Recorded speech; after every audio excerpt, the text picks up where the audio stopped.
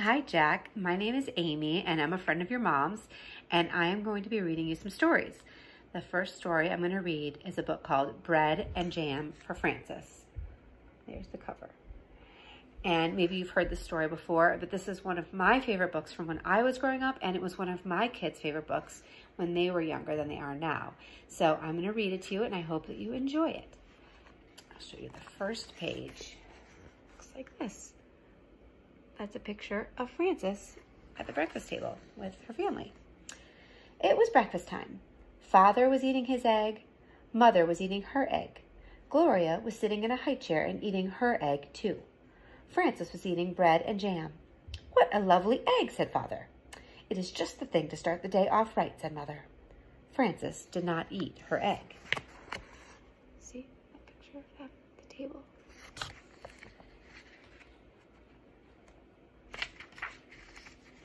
Frances sang a little song to it.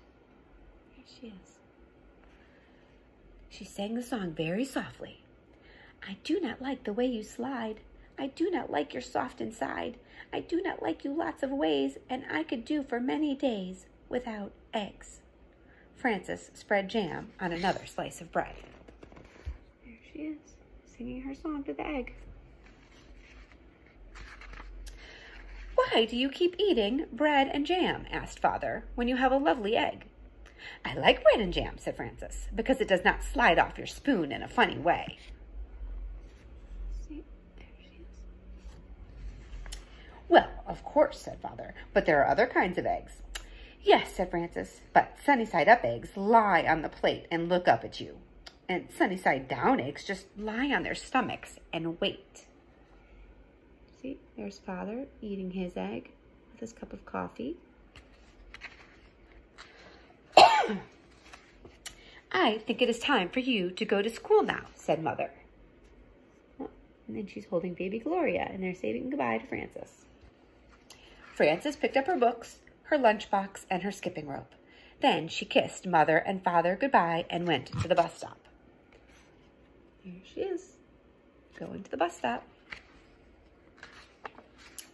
While she waited for the bus, she skipped and sang, "Jam on biscuits, jam on toast. Jam is the thing that I like most. Jam is sticky, jam is sweet. Jam is tasty, jam's a treat. Raspberry, strawberry, gooseberry, I'm very fond of jam." And there's Frances waiting for the bus, skipping rope and singing songs. Oh, and there's Mom. That evening for dinner, Mother cooked breaded veal cutlets with string beans and baked potatoes. "Ah," said Father, "what is there nicer on the plate and tastier to eat than breaded veal cutlet?" "It is a nice dish," said Mother. "Eat up the string bean, Gloria." Frances looked at her plate and sang, "What do cutlets wear before they're breaded? Flannel nightgowns, cowboy boots, furry jackets, sailor suits." See, and that's Mom again, cutting up the breaded veal cutlet. Then Frances spread jam on a slice of bread and took a bite. "She won't try anything new," said Mother to Father. "Well," said Frances, "there are many different things to eat, and they taste in many different ways. But when I have bread and jam, I always know what I am getting, and I am always pleased." There she is. She's got her other food there, but she just wants bread and jam. "You try new things in your school lunches," said Mother. "Today I gave you a chicken salad sandwich." "I traded it to Albert," said Frances. "For what?" said Father. "Bread and jam," said Frances. The next morning at breakfast, Father sat down and said, "Now I call that a pretty sight. Fresh orange juice and poached eggs on toast." Frances began to sing a little song. "Poached eggs on toast, why do you shiver with such a funny little quiver?" Then she looked down and saw that she did not have a poached egg. See, there's Dad with his poached egg and his coffee and bread. "I have no poached egg," said Frances. "I have nothing but orange juice." "I know," said Mother. "Why is that?" said Frances. "Even Gloria has a poached egg, and she is nothing but a baby." "You do not like eggs," said Mother. "Have some bread and jam if you are hungry." So Frances ate bread and jam and went to school.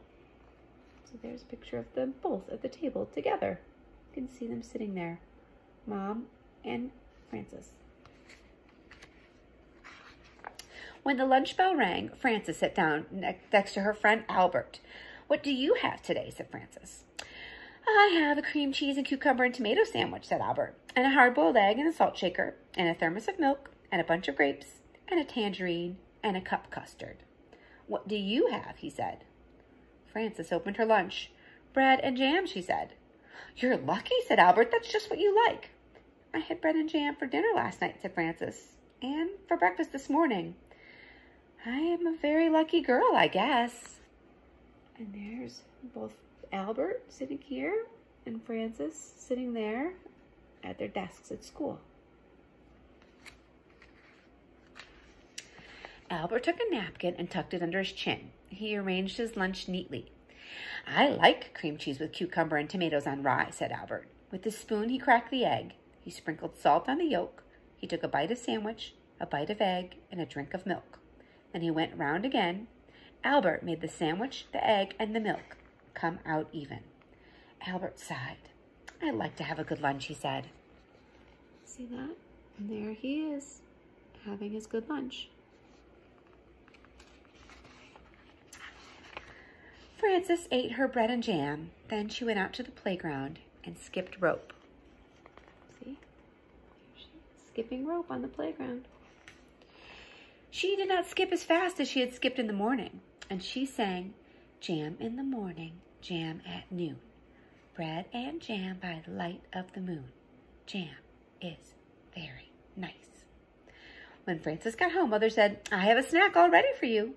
"I do like snacks," said Frances. "Here it is," said Mother, "a glass of milk and some nice bread and jam for you." "Aren't you worried that maybe I will get sick and all my teeth will fall out from eating so much bread and jam?" asked Frances. "I don't think that will happen for quite a while," said Mother. "So eat it all up and enjoy it." I'll show you that picture again. See, there they are. Frances ate up most of her bread and jam, but she did not eat all of it. After her snack, she went outside to skip rope. See that? She's eaten some of it, but not all of it. Frances skipped a little more slowly than she had skipped at noon, and she sang, "Jam for snacks and jam for meals. I know how a jam jar feels, full of jam." See, there she is, skipping even slower. That evening for dinner, Mother cooked spaghetti and meatballs. "I am glad to see there is enough for seconds," Father said, "because spaghetti and meatballs is one of my favorite dishes." "Try a little spaghetti, Gloria," said Mother. See that? There's Father eating the spaghetti and meatballs. Frances looked down at her plate. There was no spaghetti and meatballs on it. There was a slice of bread and a jar of jam. Frances began to cry. See that? You see the big tears coming down right there? "My goodness," said Mother, "Frances is crying." "What is the matter?" asked Father. Frances sang a sad little song. "What I am is tired of jam." "I want spaghetti and meatballs," said Frances. "May I have some, please?" Right there you can see. There she's at the table talking to her mom. Her mom was eating the spaghetti. "I had no idea you liked spaghetti and meatballs," said Mother. So Mother gave Frances spaghetti and meatballs, and she ate it all up. You see that? She's enjoying that spaghetti and meatballs. The next day, when the bell rang for lunch, Albert said, "What do you have today?" "Well," said Frances, setting a tiny vase of violets on her desk. "Let me see." Look at that. She has a little vase of violets in her lunch. Let's see what she has. "I have tomato soup," Frances said, "and a lobster salad sandwich. I have celery, carrot sticks, and black olives, and plums and cherries and vanilla pudding. That's a good lunch, said Albert. I think it's nice that there are all different kinds of lunches and breakfasts and dinners and snacks. So do I, said Frances. And she made everything come out even. See that? They're sitting down together and eating all those yummy foods together. The end. Okay, that's the end of that book. I hope you enjoyed Bread and Jam for Frances, and I will read you another story shortly. Okay, take care, Jack.